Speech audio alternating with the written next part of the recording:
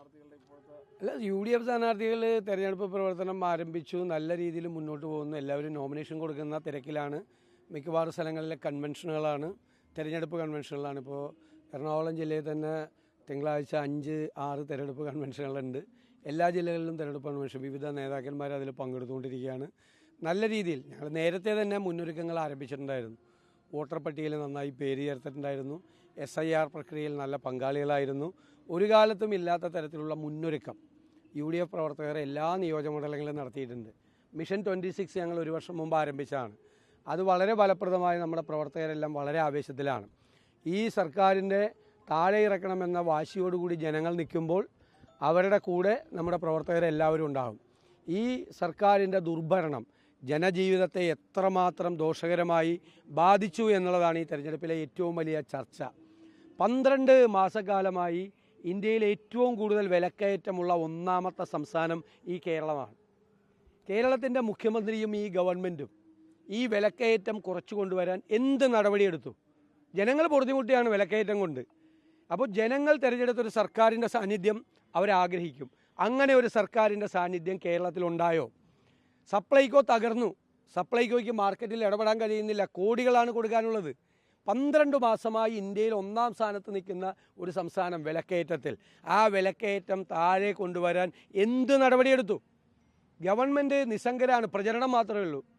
തെരഞ്ഞെടുപ്പ് പ്രചരണമാണ്, വ്യാപകമായ പ്രചരണമാണ്. കോടാനുകോടി രൂപ ഞാനും നിങ്ങളും നികുതി അടയ്ക്കുന്ന പണത്തിൽ നിന്നും ഈ തെരഞ്ഞെടുപ്പ് പ്രഖ്യാപിക്കുന്നത് വരെയുള്ള പ്രചരണമായിരുന്നു. കോടിക്കണക്കിന് രൂപ എടുത്തുകൊണ്ട് മാധ്യമങ്ങളിൽ മാത്രമല്ല, അല്ലാതെയുള്ള പ്രചരണമാണ്. ശരിക്കും തെരഞ്ഞെടുപ്പ് പ്രചരണമാണ് ഗവൺമെൻറ് നടത്തിയത്.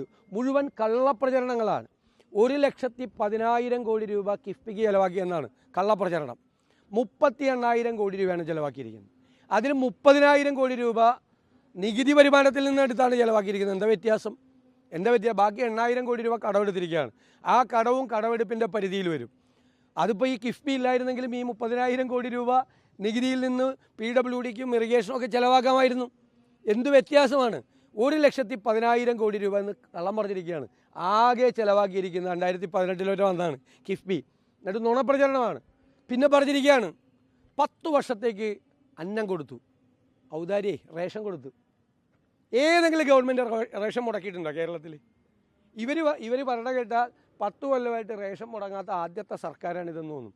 റേഷൻ കേന്ദ്ര ഗവൺമെൻറ് കോൺഗ്രസ് കേന്ദ്രത്തിൽ ഭരിക്കുമ്പോൾ കൊണ്ടുവന്ന സ്റ്റാറ്റ്യൂട്ടറി റേഷനിങ് ആണ്. കേരളത്തിലാണ് ഇന്ത്യയിൽ ആദ്യമായി നടപ്പാക്കിയത്. കോൺഗ്രസ് സർക്കാരാണ് നടപ്പാക്കിയത്. ഇന്ത്യയിലെ ഏറ്റവും നല്ല പൊതുവിതരണ സമ്പ്രദായമുള്ള സംസ്ഥാനം കേരളമാണ്. അച്യുതാനന്ദൻ ഭരിച്ചിരുന്നപ്പോഴും റേഷൻ മുടങ്ങിയിട്ടില്ല. ഉമ്മൻചാണ്ടി ഭരിച്ചപ്പോഴും AK ആന്റണി ഭരിച്ചപ്പോഴും അച്യുതമേനോൻ ഭരിച്ചപ്പോഴും ഒന്നും കൂടെ റേഷൻ മുടങ്ങിയിട്ടില്ല. പുതിയ അവകാശവാദമാണ്. ഫ്ലെക്സിൽ എഴുതി വെച്ചേക്കാണ്. കേരളം മുഴുവൻ 10 കൊല്ലം അന്നം തന്നും. ഇവരെ ഔദാര്യമല്ല അന്നം കൊടുത്തത്. ഇതുപോലത്തെ കള്ളപ്രചരണമാണ്. റേഷൻ എന്നാ മുടങ്ങിയിട്ടുള്ളത്? ഒരു കാലത്തും മുടങ്ങിയിട്ടില്ല. ഞാൻ എല്ലാം പറയുന്നില്ല. ഇതുപോലെ വ്യാപകമായ കള്ളപ്രചരണം നടത്തി ഗവൺമെൻറ്റിൻ്റെ തെറ്റായ കാര്യങ്ങൾ ഇപ്പോൾ കണ്ടില്ലേ. തിരുവനന്തപുരത്ത് ബന്ധുക്കൾ പരാതി പറയുകയാണ്. അവിടെ തീപിടുത്തം ഉണ്ടായതിൻ്റെ ഭാഗമായിട്ടാണ് 5 പേര് മരിച്ചതെന്ന്. എനിക്കറിയില്ല സത്യാവസ്ഥ. പക്ഷെ ഗൗരവതരമായ അന്വേഷണം നടത്തണം. മരിച്ചുപോയവരുടെ ബന്ധുക്കൾ പരാതി പറഞ്ഞിരിക്കുകയാണ്. ആരോഗ്യ കേരളം വെന്റിലേറ്ററിലാണ്. നമ്മളത് പറയുമ്പോൾ ജനങ്ങൾ പറയാണ് വെന്റിലേറ്ററിലല്ല മോർച്ചറിയിലാണെന്ന് പറയുകയാണ്. അതേ സ്ഥിതിയിൽ ആരോഗ്യ കേരളത്തെ മാറ്റി. എല്ലാ രംഗത്തും തികഞ്ഞ പരാജയമാണ്. മുഖ്യമന്ത്രി എന്നിട്ട് PR പ്രവർത്തനം കൊണ്ട് മേനി നടിക്കാൻ ശ്രമിക്കുകയാണ് മുഖ്യമന്ത്രി. അത് ഞങ്ങൾ പൊളിച്ചു കാട്ടി തെരഞ്ഞെടുപ്പിൽ, ഒരു സംശയം വേണ്ട.